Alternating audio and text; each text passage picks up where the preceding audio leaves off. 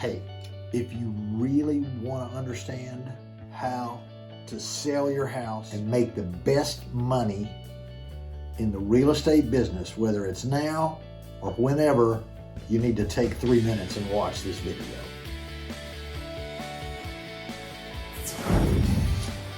All right, guys, welcome to a podcast this week. I want to talk to you about just general things. All right, and I don't do this kind of podcast very often, but it's wintertime, and so I'm going to give you some principles to consider about planning to sell. All right, and whether you're thinking about it now or you're thinking about it later, you need to consider this. If you need a bigger house and you're getting squeezed by your family, or if you need a smaller house and you're getting squeezed by the tax man, people talk about selling their house all the time, but they don't know how to approach it. I'm going to tell you how to approach this whole thing from a macro standpoint. Okay, you've got to look at your numbers. You've got to know where you are. And look, if you're thinking about selling, you need to get a great realtor out there to look at your house. All right, if your house needs painting, you can't wait until Easter time to paint. Okay, you got to get after Christmas. You got to get out there. You got to get the house ready. You got to get prepared. Look, nobody knows what's going to happen with interest rates. Year in, year out, I have my own opinion. Happy to share it on another video. I share it. But you have got to be prepared. Okay, and sometimes being prepared means making hard decisions. Now, if you've done that mental thought, you make your plan way out there, okay? But the scripture said it's the Lord who's going to give you the day-to-day steps, okay? You can make your plan. People in business do this all the time. Hey, we're going to go do this, we're going to do that, we've got a plan, we're going to control our expenses, and we're going to do this and earn this much income. But the day-to-day happenstance in this planet, y'all, you know as well as I do, it doesn't happen that way, You look at your life now from a year ago. Did you know you were going to be doing exactly what you're doing today? Did you plan that a year ago? Of course you didn't. Okay?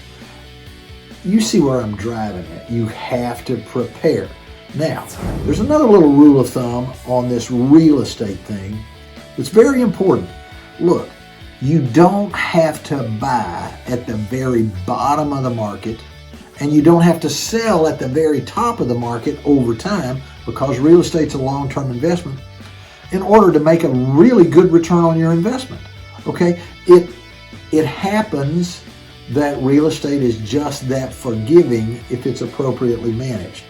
So, you might sell your house for $635,000, but if Aunt Sophie willed you the house, okay, and you owe nothing on it, well, then you can actually sell for a little bit less. The guy down the street, your neighbor, may owe $550,000. They can't sell.